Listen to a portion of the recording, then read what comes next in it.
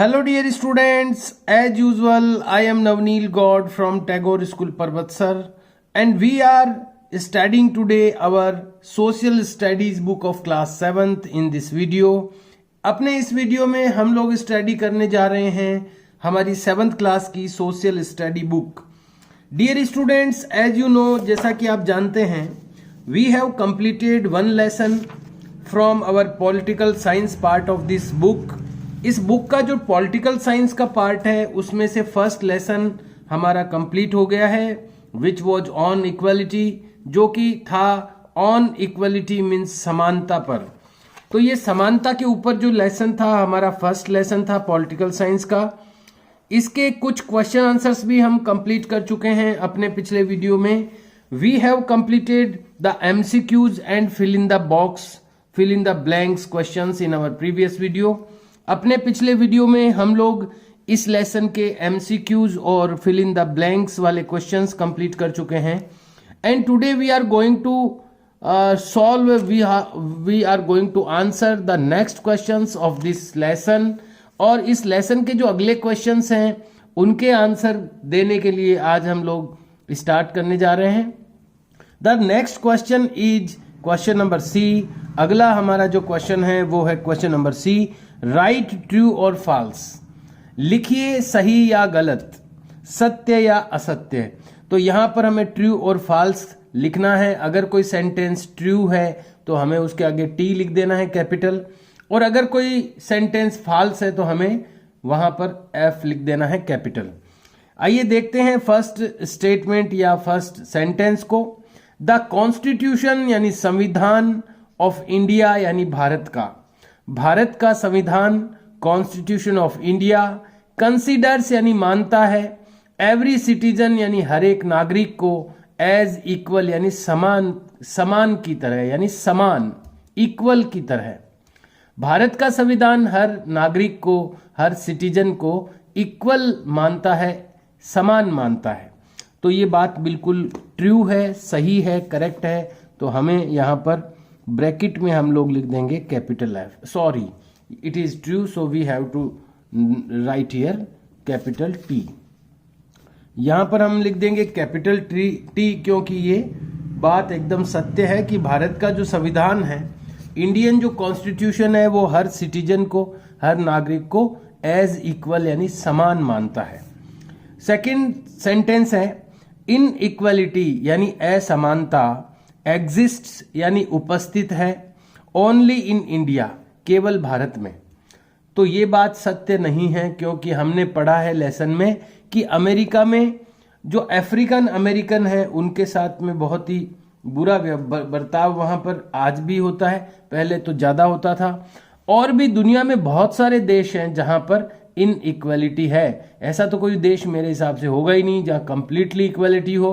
किसी न किसी प्रकार की इक्वलिटी तो सब जगह होती है. तो केवल भारत में ही, केवल इंडिया में ही इन इक्वलिटी एग्जिस्ट करती है, ये बात तो ठीक नहीं है. So it is false statement and we have to note here, we have to put here capital F. The next third sentence is, तीसरा जो थर्ड सेंटेंस है, यूनिवर्सल एडल्ट फ्रेंचाइजी. ये क्या है? हम लोगों ने पढ़ा है लेसन में कि हर एडल्ट को यानी हर 18 वर्ष से ऊपर के सिटीजन को वोट कास्ट करने का एक अधिकार, एक राइट भारत में मिला है. हर व्यक्ति को वोट देने का अधिकार है, भले ही वो किसी भी जाति, पंथ, समुदाय या कैसे भी एजुकेशनल बैकग्राउंड का हो, किसी भी कास्ट बैकग्राउंड, यानी किसी भी बात को लेकर के ये चीज प्रभावित नहीं होती है. और हर above 18 years old citizen have the right of casting the vote. Vote cast करने का हर 18 वर्ष से ऊपर के व्यक्ति को अधिकार है. ये जो सिस्टम है ये कहलाता है यूनिवर्सल अडल्ट फ्रेंचाइजी. तो यहां पर लिखा है universal adult franchise is provided, ये प्रदान की गई है, प्रोवाइड की गई है, टू पीपल यानी लोगों को, ऑफ ऑल एज ग्रुप्स, सभी उम्र समूहों के, सभी उम्र के समूहों को भारत के लोगों को ये अधिकार मिला है. तो ये बात तो गलत है क्योंकि सभी उम्र के लोगों को, ऑल एज ग्रुप्स को ये राइट नहीं है वोट देने का केवल above 18 and above 18 years old जो पर्सन्स है उन्हीं को ये अधिकार है, राइट है। तो यहां पर ये बताया गया है कि ऑल एज ग्रुप्स को ये है, तो ये ऑल एज ग्रुप्स को नहीं है, छोटे बच्चों को ये नहीं है। So it is a false statement. So we have to put here capital F. The fourth sentence is slow change यानी धीमा बदलाव। स्लो चेंज यानी धीमा बदलाव in India in people's attitude, लोगों के व्यवहार में धीमा बदलाव is one of the reason, ये कारणों में से एक है, फॉर इन इक्वलिटी, असमानता के लिए। असमानता के लिए जो रीजंस हैं, जो कारण हैं, उसमें से एक कारण ये भी है कि लोगों के व्यवहार में, उनके एटीट्यूड में, उनके तौर तरीकों में जो बदलाव है बहुत स्लो गति से हो रहा है, धीमा बदलाव हो रहा है, ये भी एक कारण है असमानता का। एग्जिस्टिंग इन द सोसाइटी, जो अपने समाज में उपस्थित है, जो हमारे सोसाइटी में एग्जिस्ट करती है, जो इन इक्वलिटी, उसका जो कई कारण हैं, उसके कई रीजंस हैं। उनमें से एक कारण, जो बड़ा कारण, वो ये है कि लोगों का जो एटीट्यूड है, जो लोगों का व्यवहार और तौर तरीका है, वो धीरे धीरे बदल रहा है, अचानक नहीं बदल पाया है, बदल रहा है लेकिन उसकी स्पीड कम है, ये भी एक कारण है। तो बिल्कुल सही बात है ये, it is a true statement. So we have to put capital T, not F. We have to put here capital T, यहां पर कैपिटल टी लिखना होगा। द नेक्स्ट क्वेश्चन इज, अगला क्वेश्चन है, और आप जैसा कि जानते हैं we have to leave a blank line before starting the next question. Next question को स्टार्ट करने से पहले हमेशा लाइन ब्लैंक जरूर लीव करें। Question number D, match the columns, columns को मिलाइए, कॉलम्स को मैच कीजिए। तो यहां पर देखेंगे हम कि कॉलम ए में क्या लिखा हुआ है और कॉलम बी में क्या लिखा हुआ है। तो कॉलम ए में लिखा हुआ है 1 नंबर पर ओम प्रकाश वाल्मीकि, इनके बारे में हमने पढ़ा है कि ये एक दलित थे, बचपन में इनके साथ अनइक्वल ट्रीटमेंट मिला, इनको असमान व्यवहार का सामना करना पड़ा इनको। रोजा पार्क्स कौन थी, अमेरिका में, जिसने सीट से खड़े होने से मना कर दिया था और उसी के साथ में आंदोलन शुरू हो गया था, वो रोजा पार्क्स थी। रिकॉग्नाइजेशन ऑफ इक्वलिटी यानी समानता की मान्यता, ये इसका मतलब है। नंबर 4 है idea of universal adult franchise. ये जो यूनिवर्सल एडल्ट फ्रेंचाइजी है, जहां जिसमें 18 वर्ष से ऊपर के सब लोगों को वोट देने का अधिकार मिलता है, इसका जो विचार है ये यहां पर लिखा है। और इक्वलिटी मतलब समानता। कॉलम बी में क्या क्या है, कॉलम बी में नंबर 1 पर है इन्फ्लुएंसेज यानी प्रभावित करता है, ऑल एस्पेक्ट्स यानी सभी पहलुओं को, of functioning of democracy, democracy की जो फंक्शनिंग है, लोकतंत्र की जो कार्यप्रणाली है, उसके सभी पहलुओं को, ऑल एस्पेक्ट्स को ये इन्फ्लुएंस करता है, प्रभावित करता है। तो कौन करता है, वो उससे हमें मिलाना है। चलिए शुरू ही कर देते हैं अपन मिलाना। तो यहां पर मैं आपको समझाना चाहूंगा कि वो कौन सी चीज है जो लोकतंत्र की जो फंक्शनिंग होती है, लोकतंत्र की जो काम करने का तरीका होता है, उसके जितने भी पहलू होते हैं, जितने भी एस्पेक्ट्स होते हैं, उनको प्रभावित करने वाला कौन सा तत्व है, तो वो है समानता। इक्वलिटी से मैच करना होगा आपको इसको, you have to match with equality to this point, कि इक्वलिटी ही वो चीज है जो कि लोकतंत्र के कार्यप्रणाली, लोकतंत्र जिस तरह से कार्य करता है, उसके जितने भी एस्पेक्ट्स हैं, लोकतंत्र के कार्यप्रणाली के जितने भी पहलू हैं, उनको इन्फ्लुएंस करने वाला कौन है, तो इक्वलिटी है। वो हर जगह पर प्रभाव डालती है। तो हमें मैच करना होगा इक्वलिटी को इस चीज से। नंबर 2 पे लिखा है based on the idea of equality, ये आधारित है समानता के विचार पर।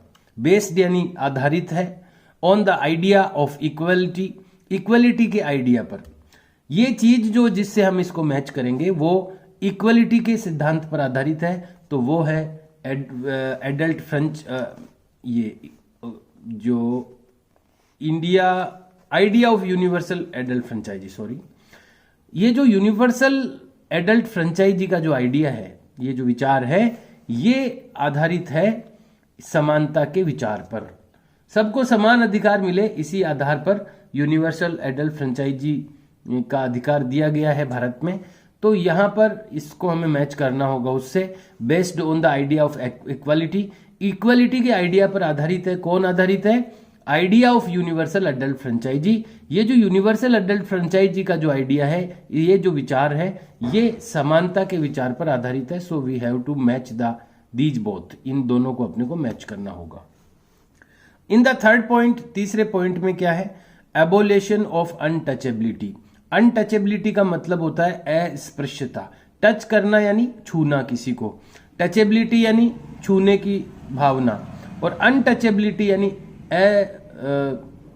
जिसको अस्पृश्यता कहते हैं हिंदी में, यानी किसी को नहीं छूना, नहीं छूने की भावना कि ये कोई निम्न जाति का है, ये फला वर्ग का है, तो इस भावना से किसी को छूना नहीं, ये जो तरीका होता है ये अनटचेबिलिटी कहलाती है।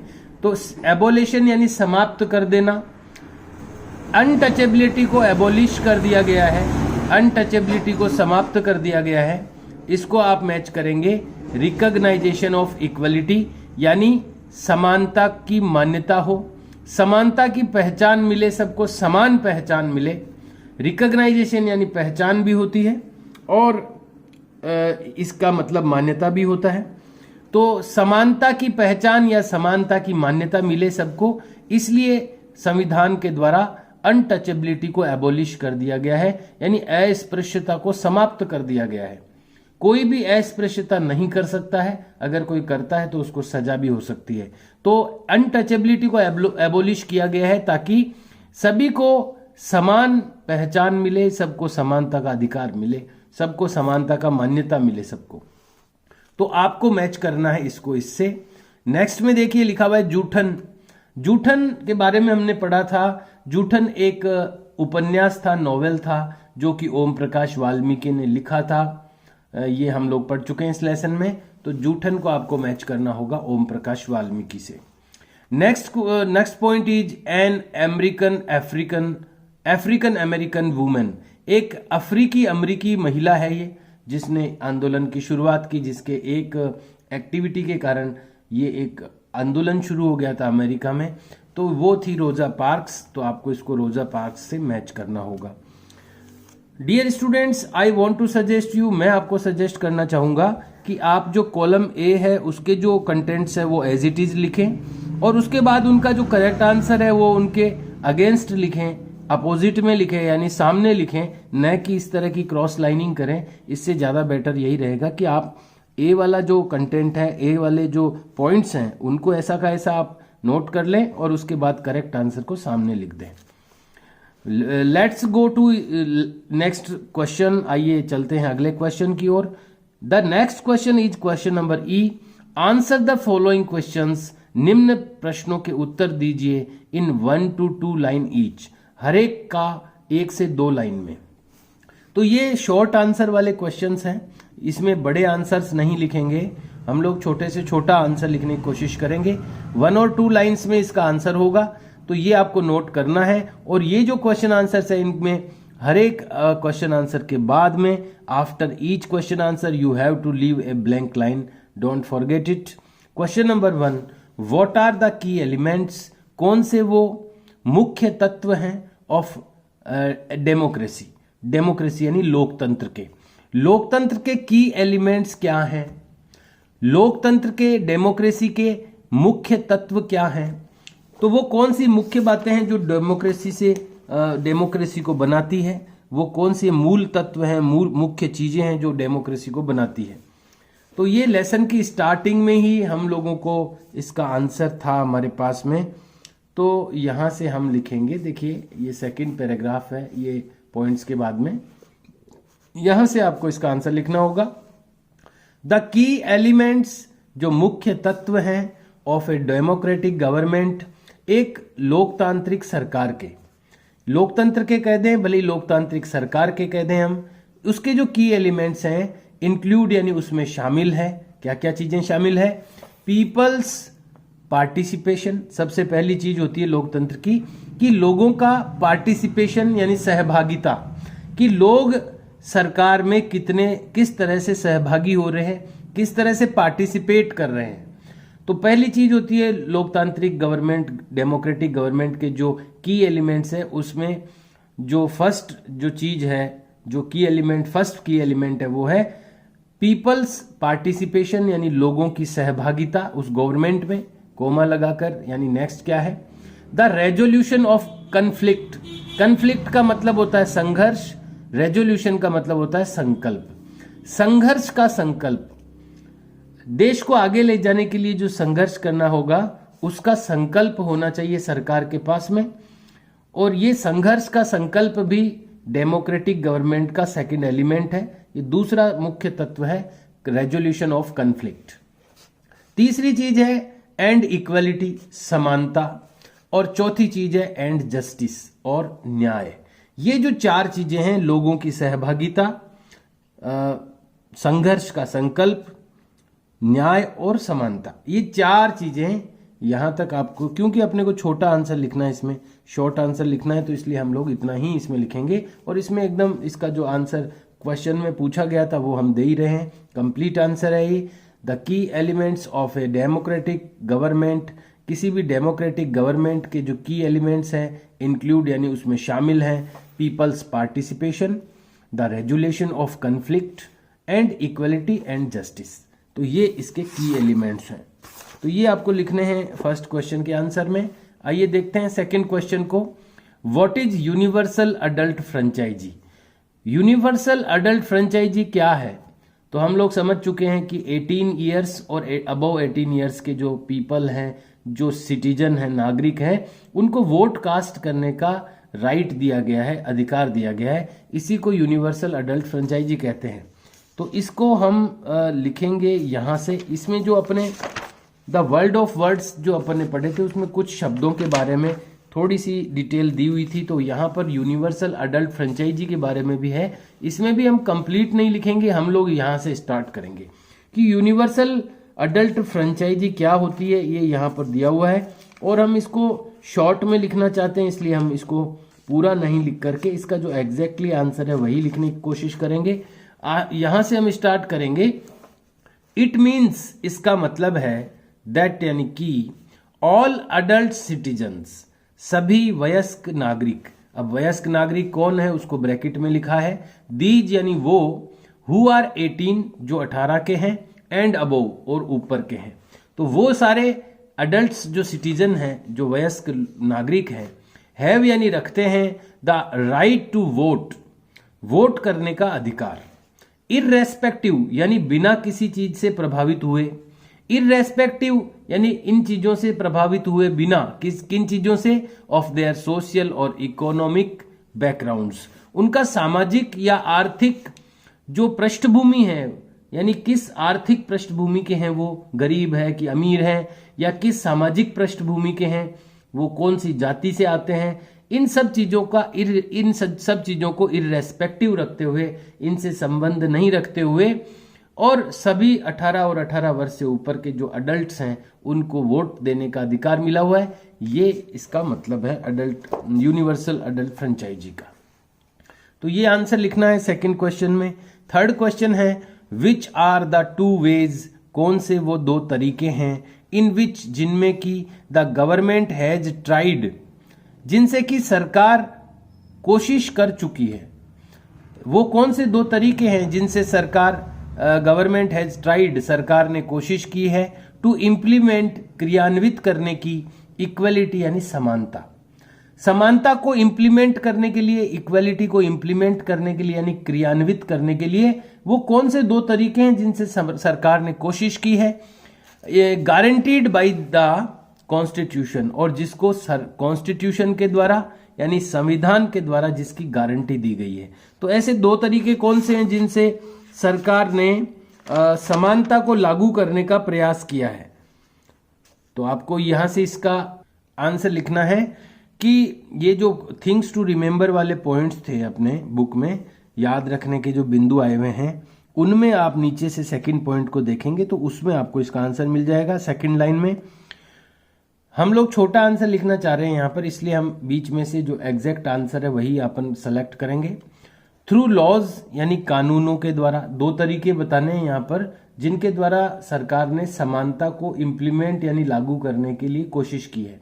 एक तो कानून बनाकर, समानता के लिए कानून बनाए गए हैं थ्रू लॉज यानी कानूनों के द्वारा। एंड सेकेंडली, और दूसरे रूप में, दूसरा क्या तरीका है सरकार का, थ्रू सेवरल गवर्नमेंट प्रोग्राम्स, कई सारे सरकारी कार्यक्रम, एंड स्कीम्स यानी योजनाओं के द्वारा, टू असिस्ट सहायता करने के लिए द डिसएडवांटेज्ड कम्युनिटीज, वंचित समुदायों का।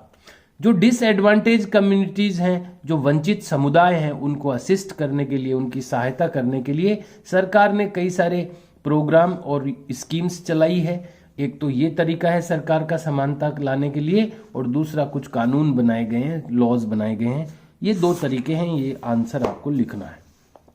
Question number 4, write any one benefit, कोई एक बेनिफिट लिखिए, कोई एक फायदा लिखिए, obtained from mid day meal programme, जो कि मिड डे मील प्रोग्राम के द्वारा प्राप्त किया गया है। दोपहर का भोजन जो दिया जाता है सरकारी स्कूलों में, उससे कई फायदे हैं। कुछ बच्चों का एनरोलमेंट भी वहाँ बढ़ा है। पहले बच्चे घर पे खाना खाने जाते थे तो वापस ही नहीं आते थे, अब वो खाना स्कूल में मिल रहा है तो वो घर पे नहीं जाने की आवश्यकता नहीं है। कई लोगों को पोषण नहीं मिल पाता था तो वो पोषण वहाँ से मिल रहा है। तो ये और भी कई है इसके benefits mid day meal scheme के। तो मिड डे मील स्कीम का कोई एक बेनिफिट यहाँ पर अपने को पूछा गया, तो हम एक बेनिफिट है, यहाँ पर कई बेनिफिट यहाँ पर दिए गए हैं। पूरा मिड डे मील का पॉइंट था अपने इस चैप्टर में, उसमें से हम लोग यहाँ से एक बेनिफिट लिखना है केवल अपने को। तो यहाँ से हम लिखेंगे दिस प्रोग्राम, ये जो प्रोग्राम है, हैज आल्सो हेल्प्ड, इसने इनको भी हेल्प किया है, इन द रिड्यूक्शन ऑफ कास्ट प्रीजस्टिसेज, जो कास्ट के यानी कि जो जाति के आधार पर प्रीजस्टिसेज यानी अन्याय होता है, पक्षपात होता है। प्रीजस्टिसेज मतलब पक्षपात, जो जाति का पक्षपात होता है उसको घटाने में, रिडक्शन यानी उसको घटाने में भी हेल्प की है इस प्रोग्राम ने। ये जो जब सब लोग मिल करके खाना खाते हैं एक जगह बैठ करके, तो जाति पाति का भेदभाव भी मिटता है इससे। तो फिर से मैं आपको समझाना चाहूंगा, दिस प्रोग्राम, इस प्रोग्राम ने, इस कार्यक्रम ने, हैज आल्सो हेल्प्ड, इसने इसमें भी हेल्प की है, in the reduction of caste prejudices, जाति का जो भेदभाव है उसको रिडक्शन करने में, उसको कम करने में भी इस प्रोग्राम ने हेल्प की है। बिकॉज, क्योंकि बोथ यानी दोनों, lower and upper caste children, निम्न और उच्च जाति के बच्चे, दोनों प्रकार के बच्चे, इन द स्कूल में, ईट यानी खाते हैं, दिस मील ये है भोजन, टुगेदर यानी साथ में। तो यहां से हम स्टार्ट करेंगे इसको, दिस से लेकर के और इसको टुगेदर तक लिखेंगे।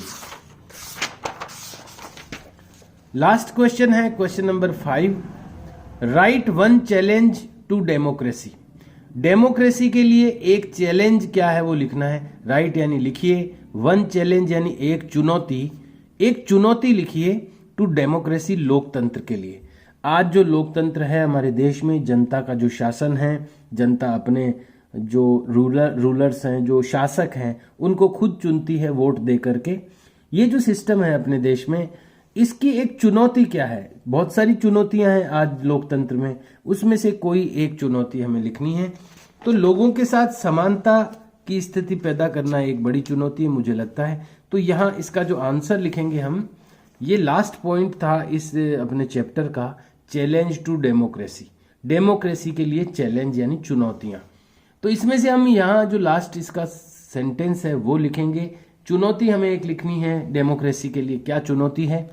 तो यहां पर लिखना है हमें पाइवोटल यानी केंद्र में, टू दिस यानी इसके केंद्र में, जो भी सिचुएशन है डेमोक्रेसी की उसके केंद्र में, पाइवोटल टू दिस इसके केंद्र में, इज द स्ट्रगल इसके केंद्र में है संघर्ष, for the recognisation of all persons as equal, सभी लोगों को इक्वल यानी समान रूप से उनकी पहचान हो, इसका जो संघर्ष है, एंड फॉर देयर डिग्निटी, और उनकी जो आत्मगौरव है, टू बी मेंटेन्ड, उसको बनाए रखा जाए। तो लोगों का आत्मगौरव, उनका डिग्निटी को बनाए रखा जाए, और सभी को जो इक्वल एज इक्वल यानी समान रूप से सभी पर्सन्स को, सभी लोगों को उनकी रिकॉग्नाइजेशन हो, उनकी पहचान हो। तो यहां से मैं आपको चाहूंगा कि दा से स्टार्ट करें आप, दा से स्टार्ट करें आप। द स्ट्रगल, संघर्ष। आज की चुनौती क्या है? एक संघर्ष, ये चुनौती है आज की। द स्ट्रगल यानी संघर्ष for the recognisation of all people as equal, सभी लोगों को समान पहचान मिले, इसका संघर्ष। एंड फॉर देयर डिग्निटी, और उनकी जो डिग्निटी है, आत्मसम्मान है, टू बी मेंटेन्ड, उसको मेंटेन रखा जाए, बनाए रखा जाए। ये आज की सबसे बड़ी चुनौती है लोकतंत्र में। ये आपको लिखना है, दा से स्टार्ट करना है और यहां तक लिखना है। Dear students, the time is over. Actually आज का टाइम हमारा कंप्लीट हो गया है, but there are many questions remaining in this lesson. इस लेसन में कई अभी क्वेश्चंस बाकी हैं। एक तो अभी आगे अपने 4 to 5 लाइन्स के क्वेश्चंस बाकी हैं, जिनके आंसर थोड़े बड़े होंगे। 4 to 5 लाइन्स में इनके आंसर्स होंगे। ये 3 का क्वेश्चन हमें करने होंगे। उसके बाद में let's do it enrichment activities, अपने को समृद्ध करने की एक्टिविटी जो आती है हर लेसन में, उसके कुछ क्वेश्चंस हैं, वो हमें करने हैं। और उसके बाद में एनसीईआरटी कॉर्नर, एनसीईआरटी कॉर्नर के अंदर भी कुछ क्वेश्चंस होंगे, वो भी हमें आंसर देने हैं उनके भी। तो ये कुछ क्वेश्चंस हैं जो अपन अगले वीडियो में इनको करेंगे। You have to do today, आज जो आपको करना है वो है, एक तो ट्रू फॉल्स वाले क्वेश्चंस, क्वेश्चन नंबर सी, उसके बाद मैच द कॉलम्स, और उसके बाद में answer the following question in 1 or 2 lines each. इसके जो 5 क्वेश्चंस हैं ये आपको करने हैं आपकी नोटबुक में। Be aware about the hand writing please, अपनी हैंड राइटिंग के बारे में बहुत ही सतर्क रहें। Right the text, right the written work in a very good handwriting so that we can also read the matter and you can also read the matter।